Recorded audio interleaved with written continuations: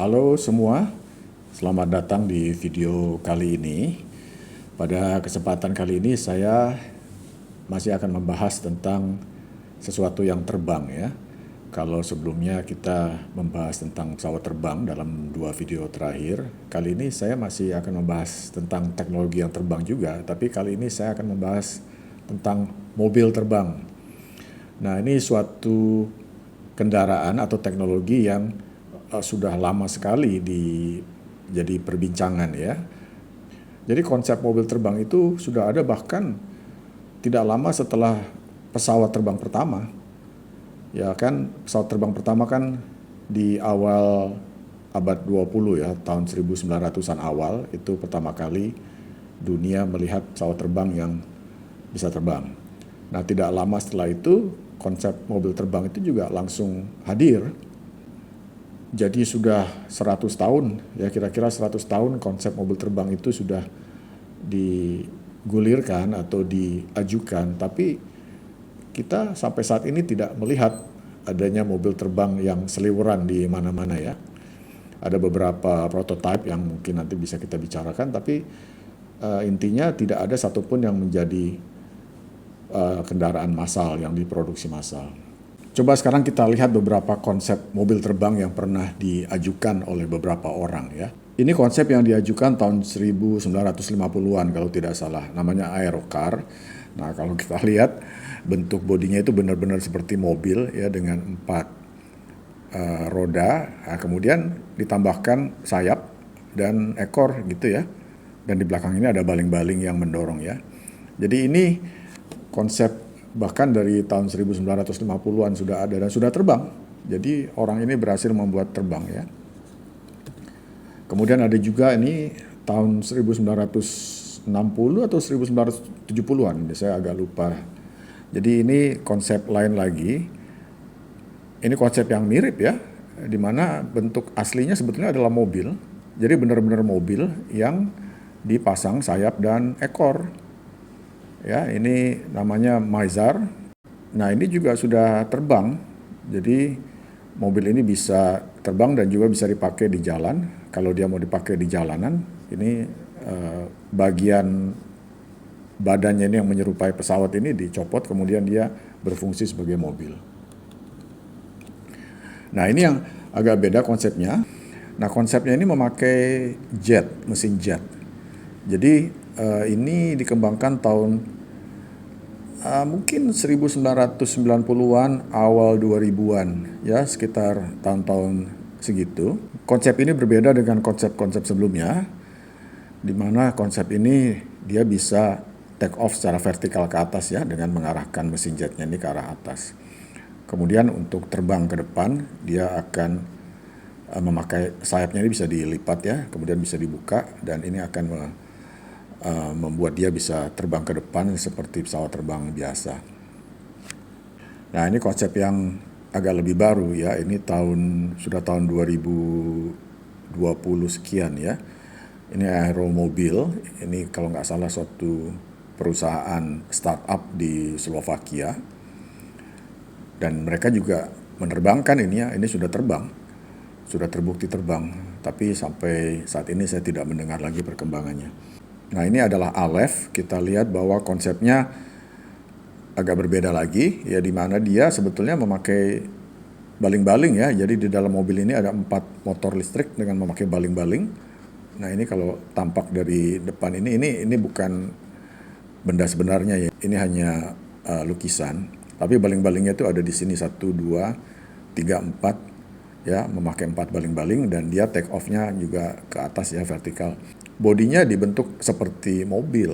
Nah, ini konsepnya buat saya agak kurang jelas ya, tapi ini ada konsep seperti ini. Mereka sudah melakukan uji terbang, tanda kutip terbang simple seperti ini, tapi kelihatannya belum ada uji terbang yang jarak jauh, dan saya juga belum melihat bahwa ini sudah bisa difungsikan sebagai kendaraan darat ya. Ya, jadi sudah banyak ya konsep mobil terbang. Nah, tapi pertanyaannya kenapa sampai sekarang tidak ada yang berhasil ya. Nah, untuk membahas hal itu saya akan memakai diagram ini ya. Ini diagram yang sudah lama sekali, disebut diagram von Karman-Gabrieli. Ini dibikin di tahun 1950-an, di mana pada saat itu dua orang ini, von Karman dan Gabrieli, mereka melakukan rangkuman ya terhadap berbagai sarana atau teknologi transportasi yang ada pada saat itu, kemudian membuat gambar ini, diagram ini, yang menunjukkan kecepatan di sumbu horizontal ini kecepatan, kemudian di sumbu vertikal ini power yang dibutuhkan. Kalau kita bicara moda transportasi, kita mengenal ada 3 yang utama ya, jadi ada transportasi laut, transportasi darat, dan transportasi udara. Ya, intinya 3 itu. Kita lihat transportasi laut. Ya, transportasi laut itu di sini diwakilkan oleh kapal, di sini merchant ship disebutnya, atau kapal dagang, atau mungkin sekarang kita lebih mengenalnya sebagai kapal kargo ya. Jadi ini kapal yang mengangkut kargo-kargo atau kiriman-kiriman barang yang berat ya. Kapal-kapal kargo sekarang kan bisa sampai ribuan ton ya mengangkut barang lewat laut. Nah, kapal laut tentu saja memiliki kecepatan yang rendah. Jadi kecepatannya rendah, tapi membutuhkan power yang relatif kecil. Jadi walaupun mesin kapal itu powernya sampai ribuan tenaga kuda, horsepower, tapi kan dia membawa juga ribuan ton. Jadi power yang dibutuhkan per kilogram barang yang dibawa itu kecil sekali. Tapi waktu tempuhnya lama. Jadi kapal kargo itu kan sampai di lokasi kan bisa berhari-hari bahkan berminggu-minggu ya. Itu kapal laut. Nah, kemudian kita lompat ke atas ini. Ini kapal udara ya, pesawat terbang. Jadi pesawat terbang itu kecepatannya tinggi tentu saja dan membutuhkan power yang tinggi juga. Tapi beban yang dibawa tidak sebesar kapal kargo. Ya, berat yang dibawa itu cuman sepersekiannya dari kapal kargo. Jadi dari segi power sebetulnya dia boros untuk membawa beban yang tidak terlalu besar, tapi power yang dibutuhkan itu jauh lebih besar dari kapal laut ya. Jadi tentunya dari segi efisiensi dia tidak efisien. Ya, kapal terbang itu tidak efisien dari segi pemakaian bahan bakar dan dari segi power yang dibutuhkan ya. Jadi kapal laut dengan kapal terbang ini berada di 2 ekstrim yang berbeda ya. Yang satu pelan tapi efisiensinya tinggi yaitu kapal laut. Yang satu cepat tapi efisiensinya rendah. Nah, kemudian kita lihat kendaraan darat ya. Nah, kendaraan darat ini diwakili oleh kereta api. Ya, di sini disebut autorail. Tapi intinya adalah kereta api.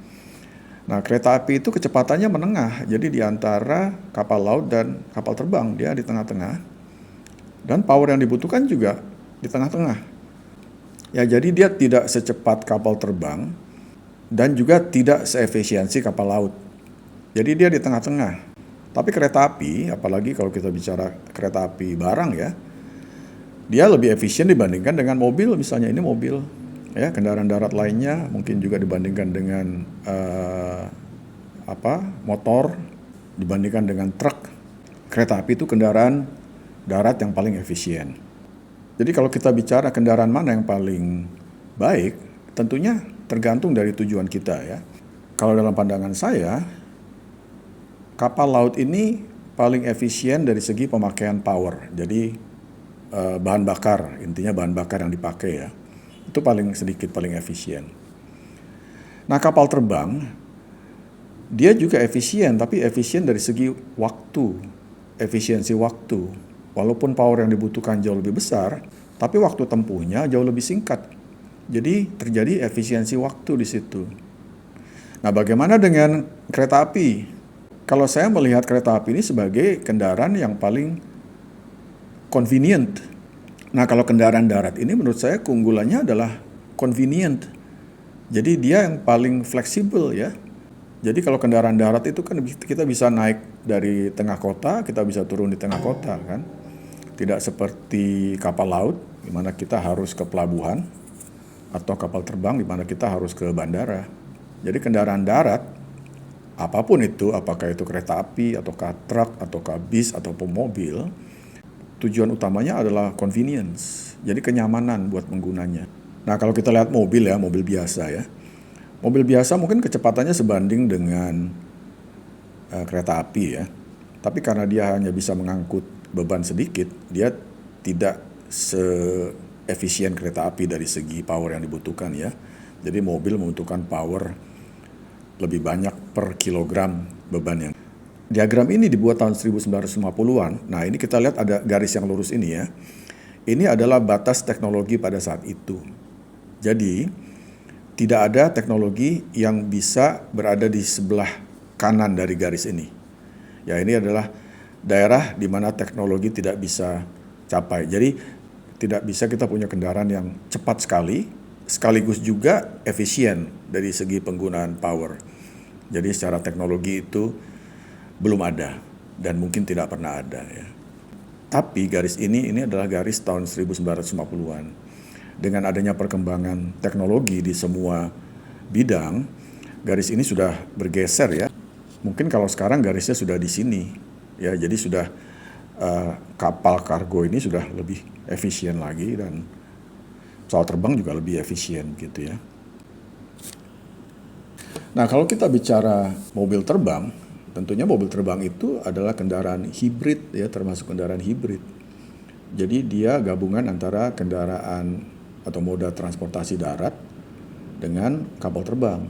Jadi kendaraan hibrid itu harus berkompromi ya, karena dia mencoba beroperasi di dua medium yang berbeda. Nah, sejarah itu sudah menunjukkan kepada kita bahwa moda transportasi yang kompromi atau yang hybrid itu tidak pernah berhasil ya, tidak pernah berhasil dalam arti tidak pernah menjadi sarana transportasi massal. Mari kita coba lihat beberapa kendaraan hibrid ini ya. Nah, salah satu kendaraan hibrid ya yang pernah beroperasi atau dicoba dioperasikan adalah hovercraft.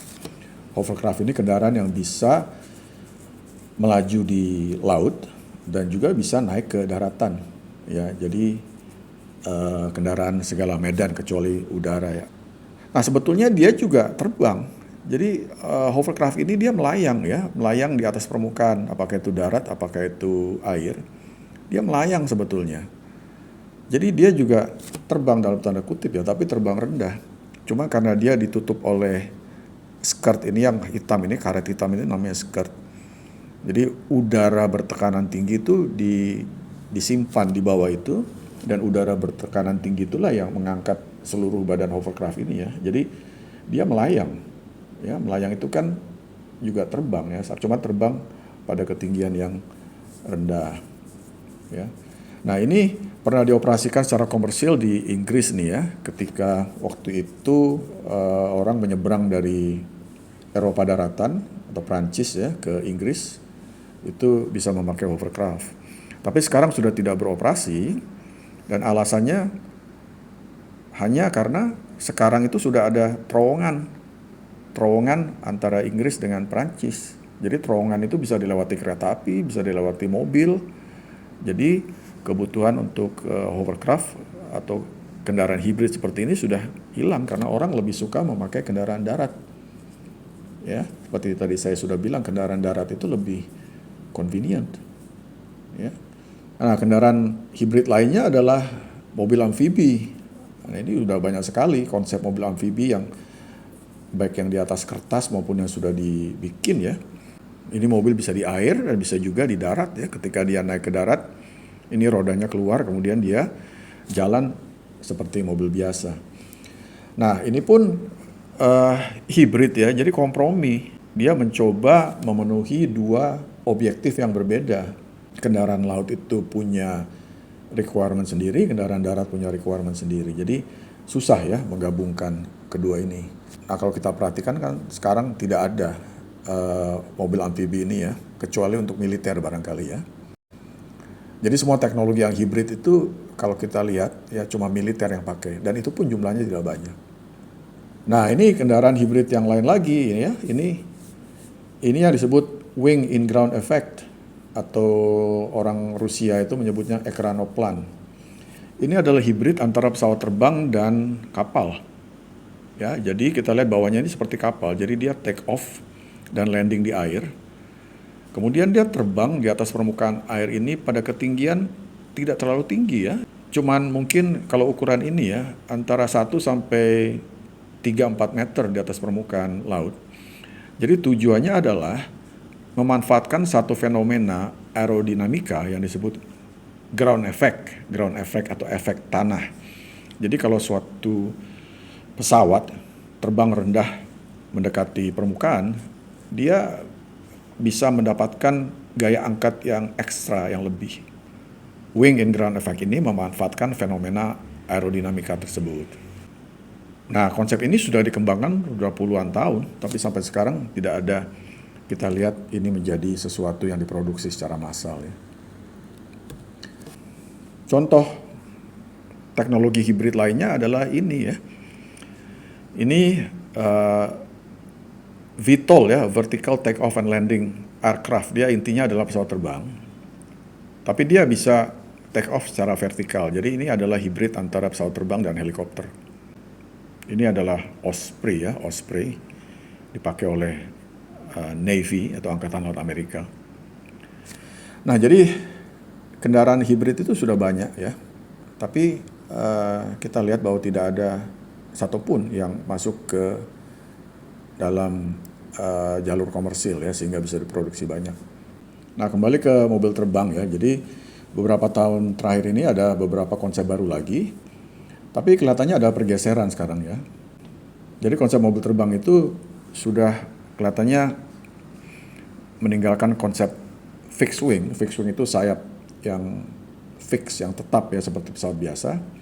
Tapi kelihatannya sudah mulai beralih ke rotary wing atau sayap rotari dengan menggunakan baling-baling ya. Ini salah satu konsep yang beberapa tahun terakhir ini coba juga dipropose oleh pengembangnya ya. Jadi dia lebih menyerupai Osprey yang tadi ya. Kemudian ini ada konsep yang lain lagi, ini dari Cina.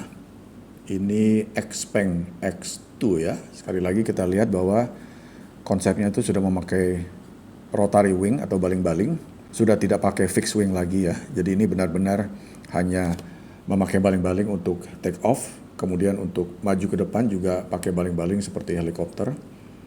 Jadi konsep ini mulai lebih dilirik ya, karena dengan banyaknya drone yang sekarang beroperasi. Jadi sekarang ini memakai mesin listrik sudah lebih visible ya untuk konsep-konsep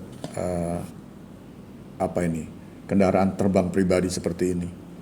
Nah, kalau kita bicara mobil terbang, mari kita bahas istilahnya ya. Mobil terbang, kalau terbang jelas dia bisa terbang ya, artinya dia bisa mengudara. Ya, dia tidak jalan di darat ya, dia di udara. Tapi yang dimaksud mobil itu apa? Apakah mobil itu mengarah ke bentuknya seperti mobil tapi bisa terbang? Ataukah mobil itu mengacu ke fungsinya? Ya, karena kalau cuman bentuknya, kita bisa punya konsep seperti ini, di mana bentuknya seperti mobil, tapi apakah fungsinya juga seperti mobil biasa ya? Apakah dia juga bisa berfungsi di daratan seperti mobil-mobil lainnya ya, tanpa ada yang perlu dikorbankan? Tapi kalau saya lihat konsepnya ini, kelihatannya dia tidak bisa berfungsi seperti mobil biasa. Ya, pertama kabinnya kecil ini ya, cuma 2 orang ini ya. Kemudian tidak ada bagasi. Ya, ini kalau ditambah bagasi, dikasih beban berat, tentunya agak lebih susah terbangnya ya. Jadi kalau kita ingin ada mobil terbang, yang kita maksudkan itu apa sebetulnya? Bentuknya kah atau fungsinya? Kalau fungsinya, kan fungsinya sebagai alat transport. Ya, jadi kita pilihannya cuma 3 aja. Mau alat transport yang mengangkut beban berat tapi efisien, untuk itu kita bisa pakai kapal laut, ataukah kita ingin teknologi yang cepat dari segi waktu, nah kita bisa pakai kapal terbang, ya, tidak perlu di darat, dia terbang di udara, lebih cepat ya. Ataukah kita ingin convenience, kenyamanan. Jadi tidak ada teknologi yang bisa menggabungkan semuanya itu. harus ada kompromi. Nah, komprominya itu di mana ya? Tergantung kita mau memakai alat itu seperti apa. Kalau kita ingin punya mobil, tentunya kita ingin mobil itu bisa keluar masuk garasi, kita bisa naik dari rumah sendiri, turun di rumah sendiri, kita bisa berhenti kapanpun. Ya, kalau mau mampir ke Indomaret, kita bisa mampir untuk beli apapun. Kalau bensinnya sudah tinggal sedikit, kita bisa cari pom bensin, ya tanpa takut dia akan jatuh. Ya, kalau mogok kita bisa dorong ke samping. Kalau kita mau alat transportasi pribadi yang bisa terbang, kan ada pesawat pribadi, pesawat 2-seater ya, 2 penumpang, ada kan Cessna, kemudian ultralight. Kenapa tidak pakai itu? Kenapa bentuknya harus mobil? Kenapa harus bisa di jalan raya? Ya. Karena sesuatu yang terbang itu ya tidak mungkin bisa dioperasikan di tempat umum. Ya, paling tidak sekarang ya. Kalau kita ingin memakai konsep fixed wing seperti ini, dia butuh landasan yang panjang. Artinya mesti di tempat yang luas kan, tidak ada kendaraan lain. Ya, tidak bisa take off di tempat yang macet. Nah, kalau kita mau pakai konsep seperti ini, yang seperti helikopter, ini pertama bising, ya bising sehingga tentu dikomplain orang ya kalau ini dinyalakan di jalanan biasa. Kedua, ini menyemburkan udara ke bawah yang sangat kencang. Kita bisa lihat dari helikopter ya. Kalau ada yang pernah berada di dekat helikopter itu bisa merasakan hembusan angin yang mendorong ke bawah, ini istilahnya downwash ya dari helikopter, itu kencang sekali. Bayangkan kalau sesuatu seperti ini ada 4 baling-baling, dinyalakan di jalan raya yang lagi macet. Pertama itu bising sekali, orang pasti komplain. Kedua itu semburan angin ke bawahnya. Itu bisa menerbangkan warung, bisa menerbangkan barang-barang di jalan, sampah. Ya kalau ada sepeda bisa jatuh sepedanya karena kedorong angin. Jadi konsep mobil terbang itu sebetulnya sendiri buat saya tidak make sense. Karena mencoba melakukan hal-hal yang sebetulnya saling bertentangan ya. Kalaupun ada yang membuat mobil terbang, dia sebagai mobil tidak akan optimal. Dia tidak bisa memenuhi standar keselamatan jalan raya. Ya, dari segi banyak hal ya, terutama dari segi stabilitas mungkin ya. Karena mobil itu kalau mau stabil pada kecepatan tinggi, dia kan harus menekan ke bawah ya, harus makin berat dia makin stabil. Nah, sedangkan pesawat terbang, kalau mau terbang kan mesti ringan. Jadi bagaimana mungkin sesuatu yang harus berat, kemudian juga harus ringan pada saat yang bersamaan ya, tidak mungkin. Nah, belum lagi kita bicara tentang safety ya. Safety itu menyangkut dari teknologi yang dipakai sendiri ya. Ini baling-balingnya, bagaimana kalau baling-balingnya mati satu? Ya kan, apa yang terjadi? Kemudian bagaimana dia kalau ada burung?